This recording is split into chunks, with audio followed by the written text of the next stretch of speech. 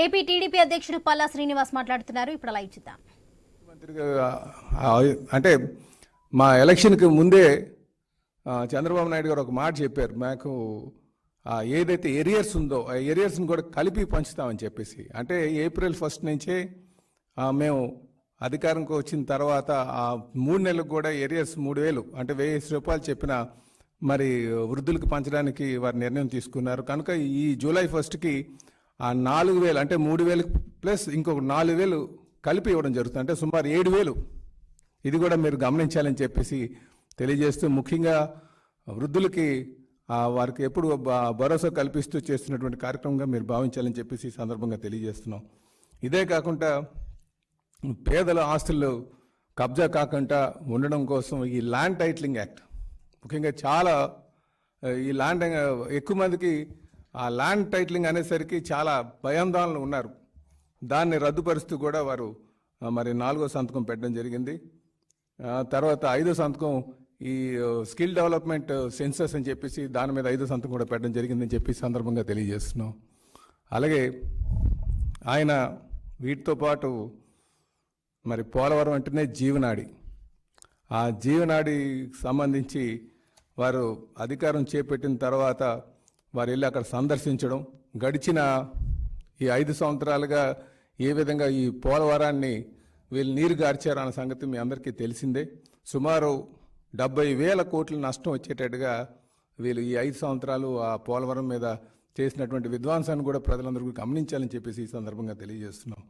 అంటే ఏదైనా ప్రాజెక్టు పూర్తి స్థాయిలో నడుస్తున్నప్పుడు దానికి రివర్స్ టెండరింగ్ అని చెప్పేసి వాళ్ళు ఇష్టానుసారం చేస్తూ మొత్తం ప్రాజెక్టుని నిర్వీర్యం చేసి, ముఖ్యంగా ఇక్కడ అందరూ కూడా గమనించాల్సినటువంటి విషయం ఏంటంటే పోలవరం నడకపోవడానికి కూడా కారణాలు కూడా గమనించాలి.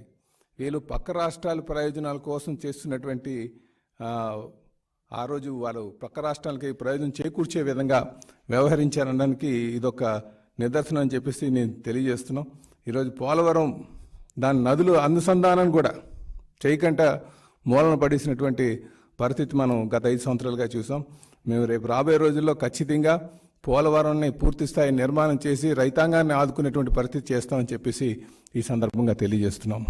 ఇదే కాకుండా మరి 100 నియోజకవర్గాలకు ఒక కల్ప వృష్టిలాగా అమరావతిని తయారు చేయాలని ఒక ఆలోచనతో చంద్రబాబు నాయుడు గారు ఇక్కడ అమరావతి నిర్మాణం మీద దృష్టి సారించారు. కానీ వీళ్ళు అమరావతి మీద ఇష్టానుసారం గడిచిన 5 సంవత్సరాలుగా బురద జల్లి ఇది కేవలం ఏదో ఒక కులానికి సంబంధించినట్టుగా వీళ్ళు ప్రజల్లోకి తీసుకువెళ్ళి విశాఖపట్నాన్ని ఏదో రాజధాని చేస్తానని చెప్పేసి కళ్ళబోలు మాటలు చెప్పి ఆశల పలకలో వాళ్ళని కూర్చోబెట్టి మొత్తం విశాఖపట్నంలో దోపిడీలు చేసినటువంటి పరిస్థితి మీ అందరికీ తెలిసిందే. ఇది రేపు రాబోయే రోజుల్లో ఖచ్చితంగా అమరావతి పూర్తిస్థాయి నిర్మాణం చేసి, అలాగే విశాఖపట్నాన్ని ఆర్థిక రాజధాని చేసి, అలాగే ఇది విశాఖపట్నం అమరావతి చూసుకుంటే ఏదో ఒక కులానికి సంబంధించింది కాదు, ఇది ఇంకా ఎక్కువ మంది మైనారిటీస్ కావచ్చు, ఎస్సీ ఎస్టీ కావచ్చు, బీసీస్ కావచ్చు, వీళ్ళందరూ ఉన్నటువంటి ఈ ప్రాంతాన్ని పూర్తిస్థాయి నిర్మాణం చేసి మరి ప్రపంచంలో మేటైనటువంటి రాజధానిని చేపడతారని చెప్పి ఈ సందర్భంగా తెలియజేస్తున్నాం. అలాగే ఈరోజు మీరు మంత్రివర్గ విస్తరణలో కూడా మీరు ప్రయారిటీస్ చూస్తే ఎక్కువ మంది బీసీస్కి ఇచ్చినటువంటి పరిస్థితి కూడా మీరు గమనించాలని చెప్పేసి ఈ సందర్భంగా తెలియజేస్తున్నాం.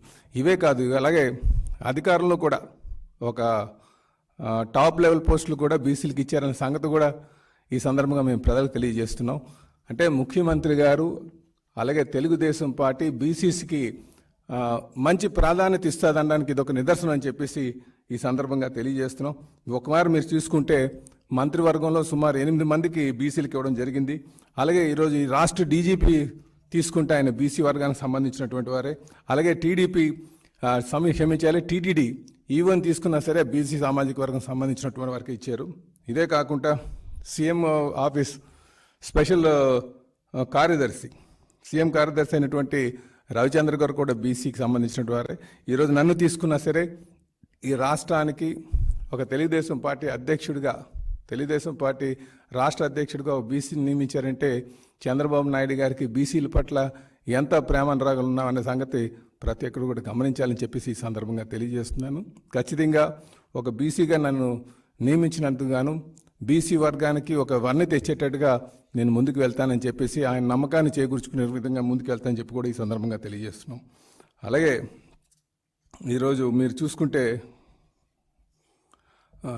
చంద్రబాబు నాయుడు గారిని, ముఖ్యమంత్రి గారిని ఎక్కువ మంది కలవడానికి పార్టీ కార్యాలయానికి వస్తున్నారు. సో ఆ ఎక్కువ మంది వస్తున్నారు కనుక వాళ్ళని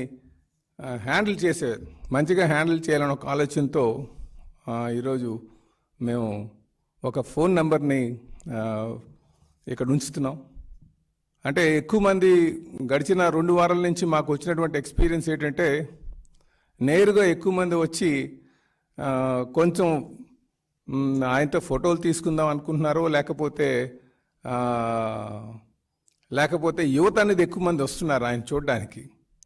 సో వీటితో పాటు కొంచెం జెన్యూన్ ఇష్యూస్ మీద వచ్చినటువంటి వారు కొంచెం ఇబ్బంది పడేటువంటి పరిస్థితి ఉంది. కనుక ఇది జెన్యూన్ ఇష్యూస్ మీద ఉన్నటువంటి వారికి ఎటువంటి ఇబ్బంది కలగకుండా ఉండడం కోసం మేము ఒక నంబరు, టోల్ ఫ్రీ నంబరు ఏర్పాటు చేస్తున్నాం. ఆ నంబర్ ద్వారా మరి మాకు ముందుగానే ఇంటిమేట్ చేస్తే, పార్టీ హౌస్లో ఉంటుంది ఆ నంబర్ ద్వారా మీరు ఇంటిమేట్ చేస్తే వారికి మేము ప్రయారిటీ కల్పించి వారికి మేము సీఎం గారిని కలిసేటట్టుగా చేస్తామని చెప్పేసి ఈ సందర్భంగా తెలియజేస్తున్నాం. ఈ నంబరు దయచేసి మా ఆఫీస్లో ఉంటుంది. అలాగే మేము తెలియజేస్తున్నాం 7306299999. దయచేసి ఈ నంబరు అందరూ కూడా నోట్ చేసుకోగలిగితే, ఎవరైనా సరే ఈ నంబర్ కానీ ఇంటిమేట్ చేస్తే ఆ నంబరు ద్వారా మేము ఇక్కడ గ్రీవెన్స్ నోట్ చేసి వాళ్ళకి టైం స్లాట్ అంటే ముఖ్యంగా ఆ వారి కోసం ప్రయారిటైజ్ చేస్తాం. ఎందుకంటే ఆ రోజు వచ్చిన వాళ్ళు చాలా వేల సంఖ్యలో వస్తున్నారు కనుక. అలాగే 500 మందికి ఈ గ్రీవెన్స్ని లిమిట్ చేద్దాం ఫస్ట్ విడతలో అన్న ఆలోచన కూడా వచ్చామని చెప్పేసి ఈ సందర్భంగా తెలియజేస్తున్నాం. అలాగే మేము దయచేసి ఇబ్బంది ఉన్నటువంటి వారు, అలాగే స్థానికంగా ఎమ్మెల్యేస్ ఎవరైనా కలకపోతే వారు నేరుగా ముఖ్యమంత్రి గారి ఆఫీస్కి వస్తే బాగుంటుంది అనేది మా ఉద్దేశం. వారు మాత్రం ఈ నంబర్ ద్వారా మాకు ఇంటిమేట్ చేసి వాళ్ళు సమస్య చెప్తే ఆ సమస్యని మేము నోట్ చేసుకొని ప్రయారిటీ పెట్టి వాళ్ళకి ముందుగా కల్పించడానికి మేము ఇక్కడ ఏర్పాట్లు చేస్తున్నామని చెప్పేసి మరి మీ అందరికీ కూడా తెలియజేస్తున్నాం. కనుక దయచేసి దీన్ని సద్వినియోగం చేసుకోవాలని చెప్పేసి నేను ప్రజల్ని, కార్యకర్తల, నాయకుల్ని ఈ అవకాశాన్ని సద్వినియోగం చేసుకోమని చెప్పేసి తెలియజేస్తున్నాం. అలాగే మరొకసారి ఈ నంబర్ నోట్ చేసుకోవాల్సిందిగా కోరుచున్నా. 7306299999. మరొక మాట చెప్తున్నా, 7306299999. ఈ నంబర్కి మీరు వారం రోజుల్లో మీరు ఇంటిమేట్ చేస్తే మాకు ఫోన్ ద్వారా వారి నంబరు నోట్ చేసుకొని వారికి ప్రయారిటీ కల్పించి ముందుగా వాళ్ళకి కల్పించేటట్టుగా చేస్తామని తెలియజేస్తున్నాం. అలాగే గ్రీవెన్స్తో వచ్చేవారికి, ముఖ్యమంత్రిని కలవాలనుకున్న వారికి ఇది జనరల్గా ఆఫీస్ టైంలోనే పెడుతున్నాం. అది ఎందుకంటే 1 వీక్లో ఎప్పుడైనా వాళ్ళు కాల్ చేయొచ్చు, కానీ గ్రీవెన్స్ మాత్రం సాటర్డే ఉంటుంది. అంతే, మేము మన సాటర్డే వాళ్ళకి ఏర్పాటు చేస్తామండి గ్రీవెన్స్.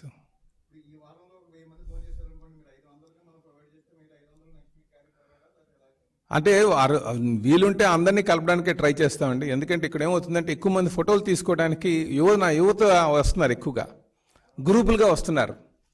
కనుక అక్కడ ఎక్కువ సంఖ్య ఉన్న వాళ్ళు ఏమవుతుందంటే హ్యాండిల్ చేయడం కొంచెం కష్టం అవుతుంది ఆఫీస్ స్పేస్లో. కనుక మేమేమంటున్నామంటే జెన్యున్గా ఇష్యూస్ ఉన్న వాళ్ళు మాకు ముందుగానే ఇంటిమేట్ చేస్తే ఆఫీస్లో వాళ్ళకి అందరికీ కూడా ఒక దగ్గర వేదిక ఏర్పాటు చేసి అందులో వాళ్ళందరినీ కూర్చోబెట్టడానికి అవుతుంది. అలాగే ఆ రోజు వచ్చిన వాళ్ళందరినీ కూడా కొంచెం వరుసలో పెట్టి కలవడానికి, ఫొటోస్ తీసుకోవడానికి కూడా ఆస్కారం ఉంటుందని చెప్పేసి తెలియజేస్తున్నాం. అంటే ఇది గ్రీవెన్స్ ఎఫెక్టివ్గా హ్యాండిల్ చేద్దామన్న ఉద్దేశంతో ఈ వెసులుబాటు, ఈ ప్రయత్నం అని చెప్పి తెలియజేస్తున్నాం.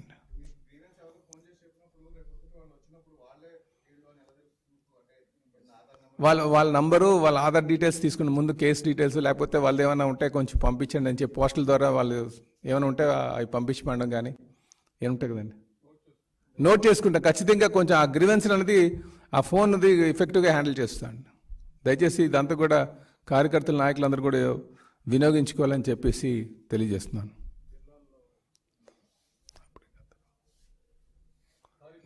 నమస్కారం అండి.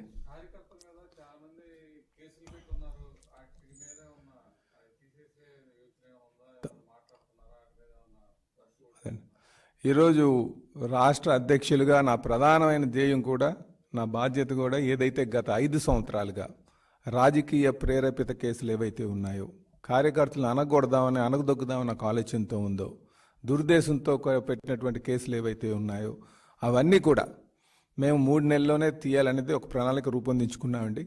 సో నా ప్రధానమైన కర్తవ్యం అదొకటే. అది రెండోది ఏదైతే కేసులు కోర్టులోకి వెళ్ళినాయో, ఎందుకంటే ఎఫ్ఐఆర్ రెడీ అయిపోయి ఎఫ్ఐఆర్ వేసి సమన్స్ ఇచ్చిన తర్వాత కోర్టులోకి అటెండ్ అయినటువంటి ఉన్నాయి, అది మాత్రం 1 year లోపల తీపిస్తామండి. ఏదైతే ఎఫ్ఐఆర్